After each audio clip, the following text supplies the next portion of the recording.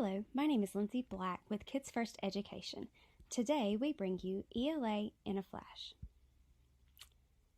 We're going to be taking a close look at RL 3.2.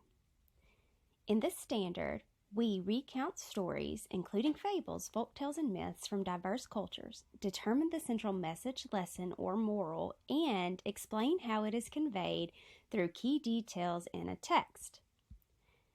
Our I can statement or goal for this lesson will be to determine the moral of a fable and explain how the author communicated the moral through the story.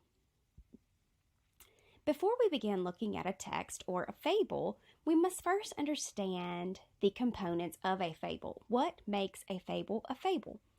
Well, the first thing that makes a fable is that it is a short story that has a moral or a lesson, meaning there is something that we can learn after we read this story.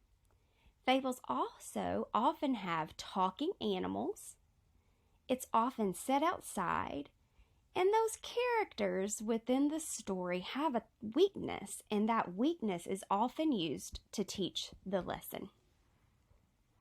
So today we are going to read Zebra and Wasp. As I select this link, it is going to take us to a Common Lit article entitled Zebra and Wasp. I'm going to read this short fable, and as I read, I'm going to be taking note of the characters, because if I want to pay attention to the lesson that has been learned, I need to pay attention to what the characters are thinking and what the characters are feeling, and possibly looking for that character weakness. As I find these, I'm going to highlight them with the highlighter that is available through commonlit.org. This is again Zebra and Wasp by Claire Mashika. One sunny morning, Zebra visited the river to get a cool drink. As he dipped his mouth into the water, he heard a tiny voice coming from nearby. "Help me, Zebra," cried Wasp. "I'm caught in a spider web." I'm going to pause for just a moment, and as I pause, I'm going to go ahead and select my highlighter because I am now introduced to the zebra and the wasp. I see my primary characters. And also, we know it's a fable. It's set outside.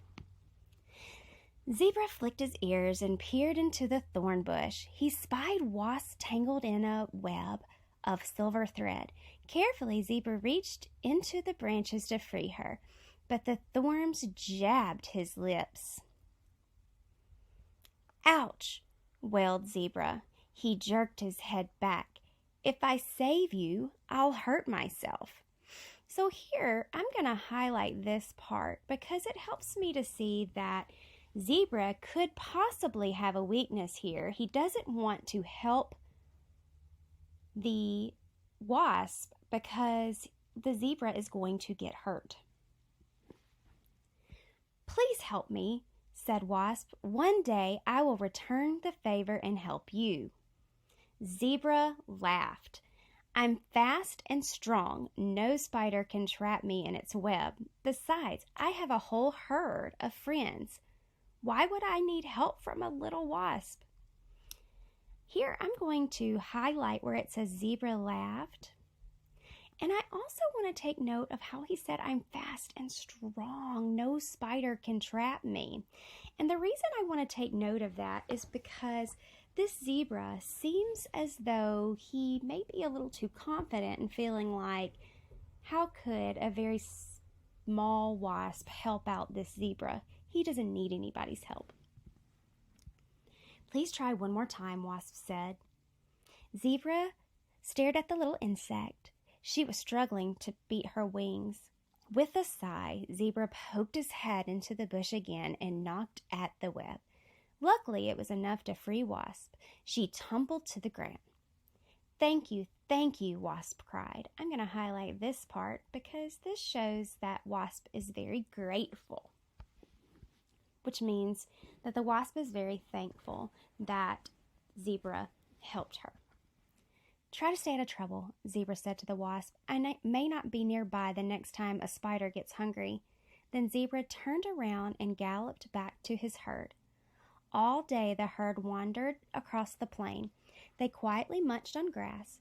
Zebra stayed with her herd until he noticed some berries. Licking his lips, Zebra went to taste the berries. So I'm going to highlight this part because I'm noticing that Zebra is leaving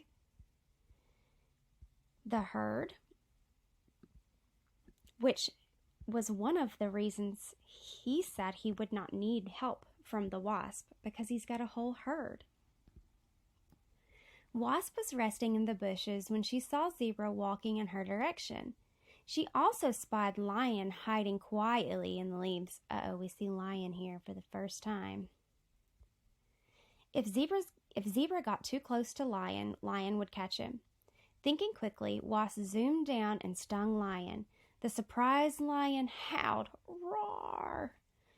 Zebra heard the loud cry. In a flash, he whirled around and galloped back to his herd. A moment later, Wasp buzzed around Zebra's head. "Try to stay out of trouble," Wasp said with a chuckle. "I might not be nearby the next time a lion gets hungry."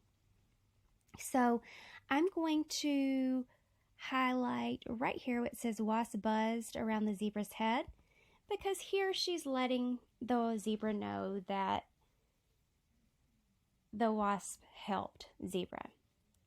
So going back to our lesson, after reading that, we're now going to break down that fable to see exactly how the author created the moral. What was it that our characters learned? So in order to do that, we're first going to pay attention to all the details of the story. So the characters were the zebra and wasp. Where was the setting? Well, we know it was a fable. It was set in the jungle outside. Then we want to look at the beginning of the story, the middle of the story, and the end. We want to pay attention to the major events in the beginning, middle, and end. In the beginning, Wasp is stuck by a spider web. The wasp begs Zebra to help and promises to return the favor, but Zebra laughs, but eventually helps anyway. And Zebra laughs because she thinks there's no way a tiny wasp could help me. In the middle of the story, we see Zebra is with the herd. Zebra wanders off to eat some berries, and then we hear a lion's roar. At the end, Wasp helps Zebra. So we want to look at all of these major details, and we want to figure out where was the problem, where was the character weakness, and what did our characters learn? The weakness is right here where Zebra laughs. The zebra felt that it was too big and too protected to need help. But we saw that there was a time that the wasp actually could help the zebra. So what is it that the zebra learned after being helped by the wasp? What is it that we can learn after reading this story? Well, again, that lesson is called the moral, and the moral is that everyone needs help sometimes. So it doesn't matter how big or small, everyone needs help at one time or another. Again, we have looked at RL 3.2. We recounted stories, a fable specifically. We were able to determine the moral, and we even saw how that moral was laid out by the author. So we determined the moral and explained how the author communicated it. This has been ELA in a Flash. For more ELA videos, visit our website at kidsfirst.llc. See you next time.